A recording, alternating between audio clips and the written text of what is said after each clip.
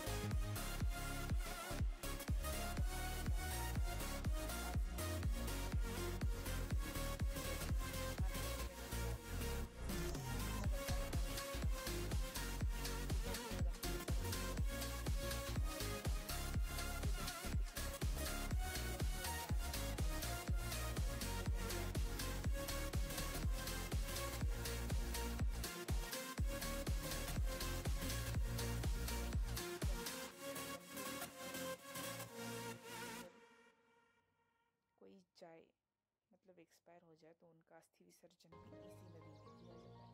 तो आप सोचो कितना गंदा महसूस होता है जब आप ये विसर्जन करते हो। तो फिर हम पहुँचते हैं कॉरपोरेशन जो कि पीएमसी कॉरपोरेशन पहुँचते हैं और निकलते हैं और सरकार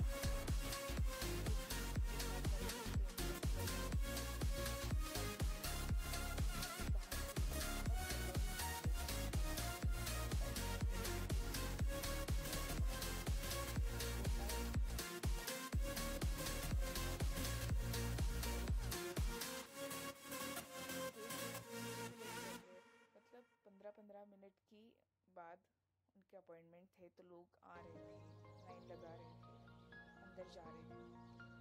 तो मेरी बहन को आने में तो पूरा 1-1.5 घंटा लगा। वो 2 बजे गई, 3:30 बजे बाहर आई, क्योंकि अंदर के हॉल में बहुत ज़्यादा भीड़ थी। और ऐसे ही मैं मुझे मतलब 10 मिनट के लिए जगह मिली बैठने के लिए, तो मैं ऐसे ही कुछ एक्सप्रेशन दे रही थी आपको, देख लीजिए।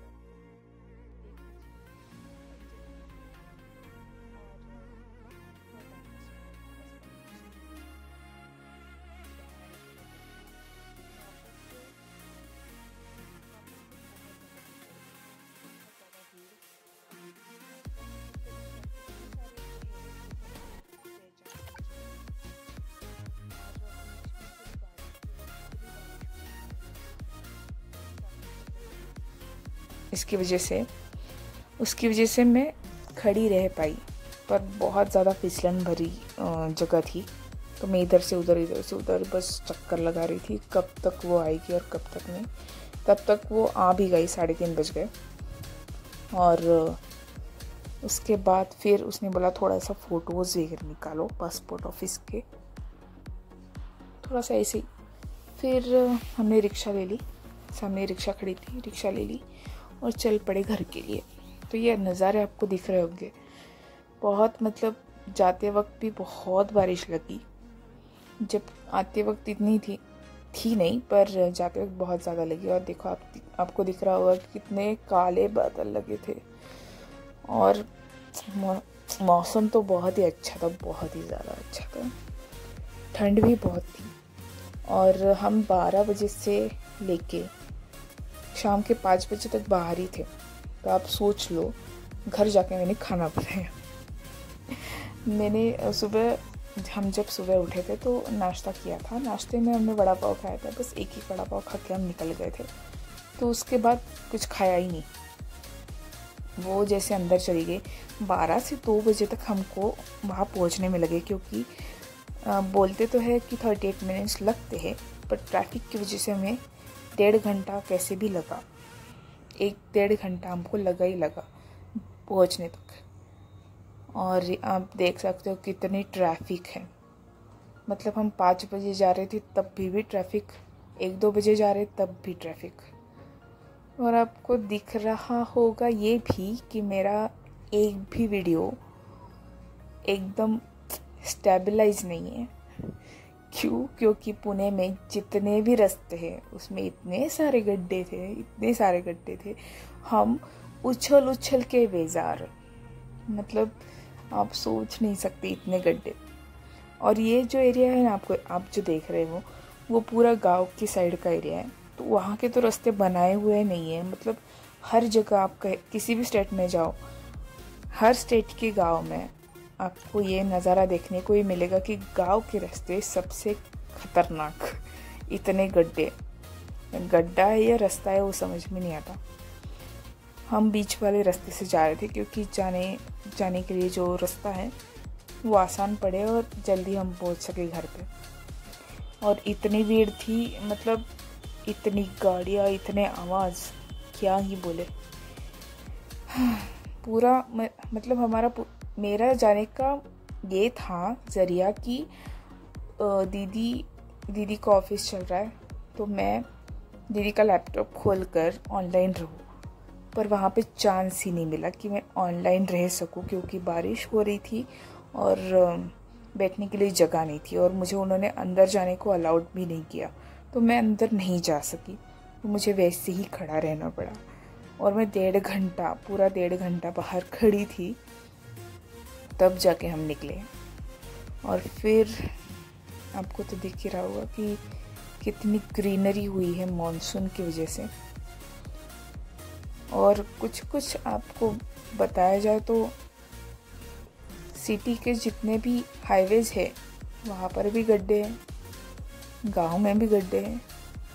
और एक भी सिटी का रास्ता अच्छा नहीं है। मेन हाईवे जो होता है या मेट्रो के नीचे वाला जो रोड होता है वो एक भी ठीक ठाक नहीं है। आपको थोड़े से वीडियोस आपको मेरे अच्छे लग रहे होंगे, स्टेबलाइज लग रहे होंगे, पर बाकी सारे वीडियोस जो कि मैंने वो क्लिप्स निकाले हुए शूट किए हुए हैं वो सारे हिल रहे हैं। क्यों?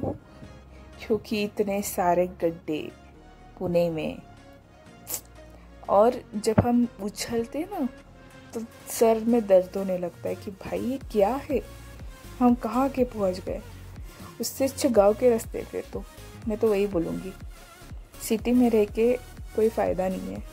सिटी स्मार्ट नहीं है, बिल्कुल भी स्मार्ट नहीं है। बोलते तो है स्मार्ट सिटी, पर वैसा कुछ है ही नहीं।